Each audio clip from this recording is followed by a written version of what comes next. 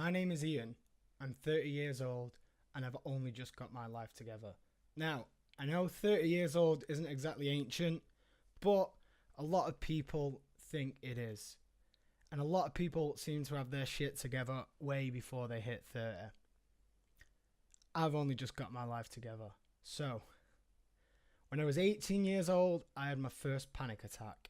It was horrible. I was at a house party with people I didn't know all that well, and I spent the entire evening just laid up in one of the beds.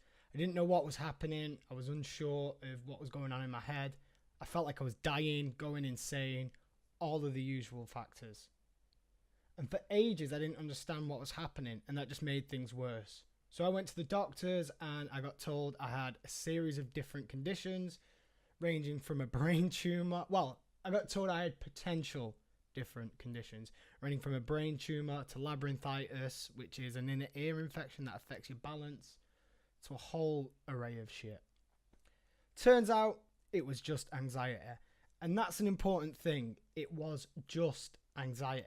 Anxiety is one of the worst feelings in the world. Full-blown panic attack can be the most terrifying experience ever, but it isn't harmful, and you will survive. I had some rumblings of this kind of disorder in my youth for various reasons. Like a lot of people in the world, I had some pretty crappy things happen to me when I was young, but I'm not going to delve into that because it's not relevant anymore. These might be the factors that brought on this condition, but what matters is what I'm doing about it now. So really the reason I want to do this video is to just explain to you that even though sometimes it can be difficult, I struggled with this like terribly for a decade. At the worst times I couldn't leave my house. At the best times it was uncomfortable pretty much 24/7. But now I'm alright. There is light at the end of the tunnel, so never give up hope.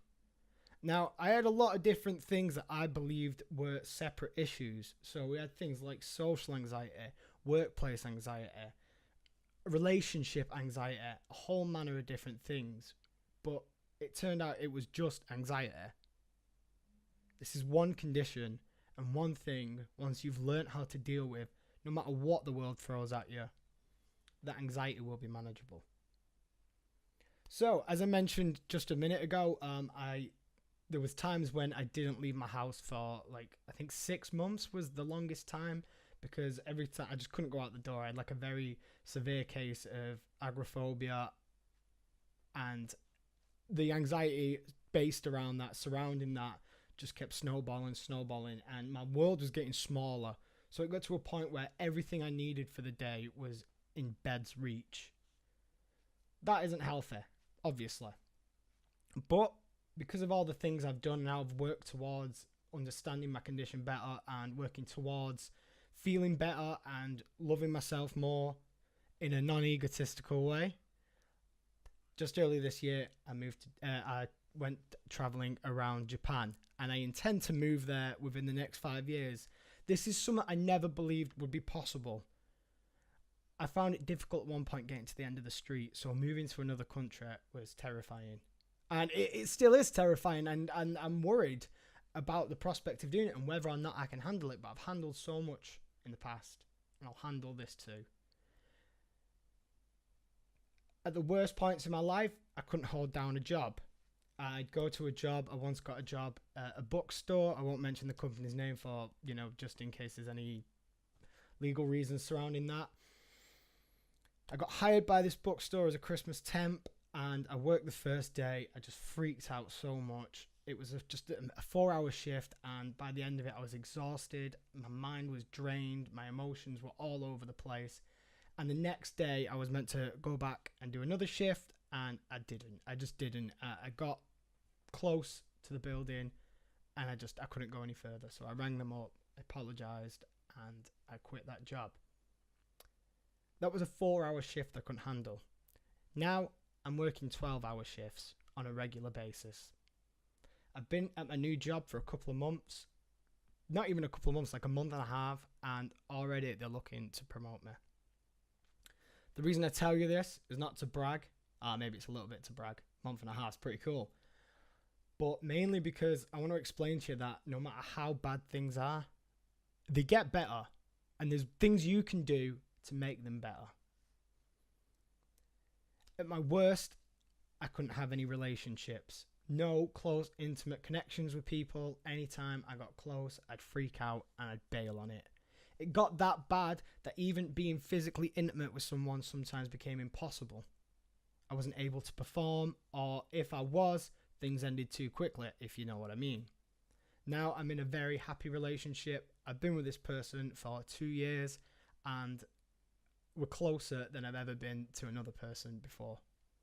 And it's an amazing feeling. It isn't scary, it's comforting, and it's loving. And even though you have to let your insecurities show, if it's the right person, they'll not just accept them, but they'll comfort you and help you deal with those insecurities.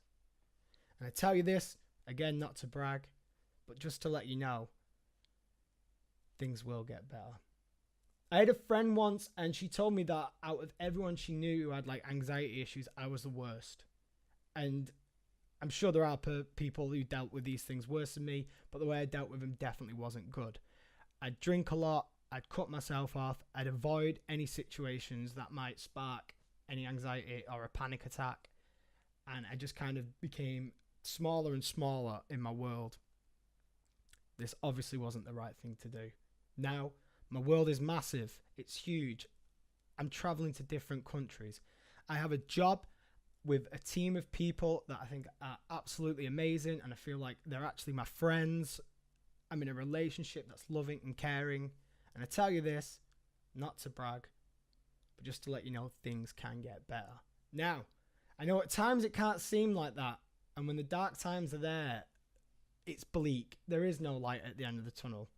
Or so it seems. But I promise you there is. There's things you can do to help you feel better. First of all, my utmost recommendation is just stop beating yourself up about it. I know when you've got these issues, whatever they may be, whether it's anxiety, depression, some other things, I don't want to kind of use the blanket term of mental health because I know things are more complex than just mental health. Oh, smash that. Mental health. But there's things you can do to definitely make your situation better. Now, I said I used to drink a lot. I was using alcohol as a way to deal with my anxiety. Because obviously when you're smashed, being in social situations is a little bit easier. Now, I don't drink anymore, and I'm not trying to suggest that you should outright quit drinking. Maybe that would work for you, maybe it wouldn't. But my advice would be, if you are using alcohol or drugs or anything of that manner to mask your anxiety, to deal with tough situations, I'd recommend trying to do that. Cut back on the alcohol, cut back on the drugs. Don't use them simply to get through the day, because all that is a short-term solution for a long-term problem. There's a band that I'm a huge fan of, and they're not going to mind me dropping the name. There's a band called 10 Foot Wizard, and before I started playing music myself, I was selling the t-shirts for them at gigs. This was a kind of way for me to kind of push myself out into the music scene without actually having to get on a stage, because at the time I didn't feel I could handle that. Now, they played a gig in Barnsley, I believe it was, and by that point I'd quit drinking. So I'm sat there at this little merch table selling t-shirts, and I'm having the worst anxiety, the biggest panic attacks. And I'm looking to the bar and I'm thinking, I know if I just buy a pint, like halfway down that second pint, this anxiety is going to ease. But it's temporary. And I knew that by sitting there, even though it felt horrible, and not using that and just dealing with it myself, I knew that I was taking steps towards getting better. And that was an empowering thing. And that's very important as well. Do things that will empower you. Sometimes it's scary, but don't initially think, oh, this is going to happen in this situation. I was speaking to a friend just last night, and they were saying they wanted to stay over at someone's house, but, oh, I know I'll freak out and I'll come home. That's not the right attitude to have. I know that's how it seems, but you can't give up the situation before you've even tried. And remember, as I said earlier, and I do understand because I've been through this all myself, anxiety can't hurt you. As uncomfortable as it is, and as much as it sometimes seems like it's painful, it can't hurt you. I promise you. It's just chemicals in your brain. I find like there's a lot of similarity between anxiety and excitement. And that's kind of like a weird seesaw of emotions. So, not to say when you're feeling anxious, just pretend it's excitement. But I'm just giving you that kind of perspective that it's literally the way your mind is processing these chemicals. It's the same chemical. It's adrenaline. It's the way your mind's processing it that is making you either afraid or excited. Hopefully that gives a bit of context. I don't know. I'm just telling my personal experiences. In terms of work anxiety, again, like I say, it is just anxiety. And once you learn how to deal with anxiety as a whole, all the other stuff just falls into place. But something I did that was helpful was I went to a charity shop and I volunteered just a few hours once a week to kind of build myself up, build up my confidence more than anything. And then I increased that amount. So a few hours became, say, half a day once a week, then a full day once a week, and then twice every week. And I could do that in my own time frame. So you have to set your own pace. But even if you like straight away right now jumped on a plane to Australia, unless you're from Australia, then that's not really that big a deal for you. But if you traveled halfway across the world right now with nothing but money in your pocket, no plans, nothing, you'd survive. The anxiety would be awful. It'd make you feel terrible, but you'd survive. You'd be okay. I mean, you'd have a whole lot of other problems because you'd be stranded in a different country, but you understand what I'm saying. Don't be scared to open up to people as well. There's a lot of people in the world who are, quite frankly, pricks, but that doesn't mean you should tar everyone with that brush. And opening up and getting hurt is just a part of the process, and it will make you stronger, and it will make you a better judge of character, and it will make you understand and appreciate it so much more when the good people come along. So as I say, like, I always felt like I had a lot of different issues. So I have social anxiety, workplace anxiety, this anxiety, that anxiety, but it's just anxiety. And what was really helpful for me was I was taught to view it that way. Like, I'm going to move back a bit so I don't hit this again. So it's like an umbrella. So all your different issues are raining down, but it's the umbrella. Like, the umbrella is anxiety. And you have to understand anxiety. You don't need to get used to being at work to understand anxiety. You don't need to slowly build up your confidence with people to get used to anxiety. You just have to understand it. Now, I have a recommendation. I am going to show a little prop I've brought here.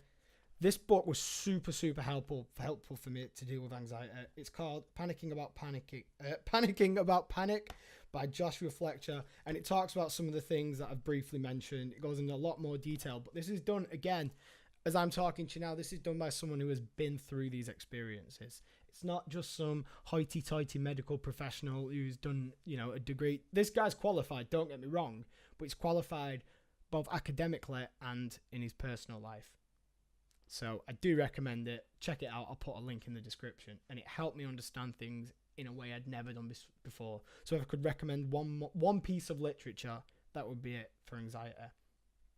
Other things you can do to make yourself feel better, things like meditation, exercise. You don't have to go nuts. You don't have to join the gym and, lift 4,000 kilogram weights. You can just do a bit of work at home. Get on YouTube. There's so many at-home workouts that you don't need equipment for, and it will make you feel better. Because it's that same kind of thing, like physically pushing yourself.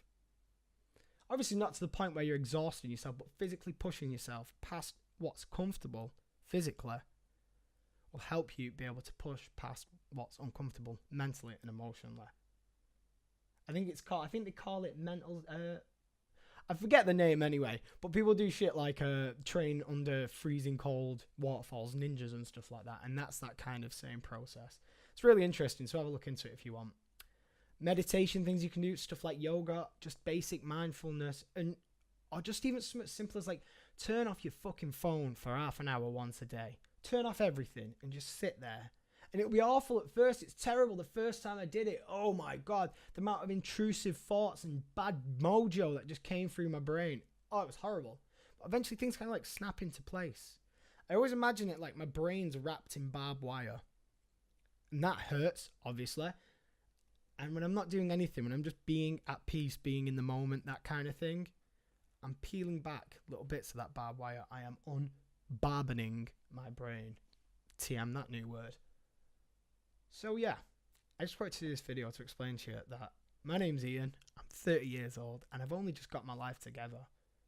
So if you're in your teens or your mid-20s, or even if you're like fucking 60 and you think things are falling apart, things can get better. It's never too late to make a change. Don't feel you have to sit in your stupor. Don't feel like this is my life now. And don't be afraid to try a new challenge. I say this, and I know it's easy for me to say it, because I've gone through that dark tunnel and I've found the light at the end of it. But I'm explaining this to you. It isn't easy. It will be challenging. But when you're trying to get your life back, I can't see how it isn't worth it. If you do have any questions, please leave a comment and I'll try to answer them as best as I can. I just wanted to do something positive. I hope that helps you. Enjoy the rest of your day. Goodbye.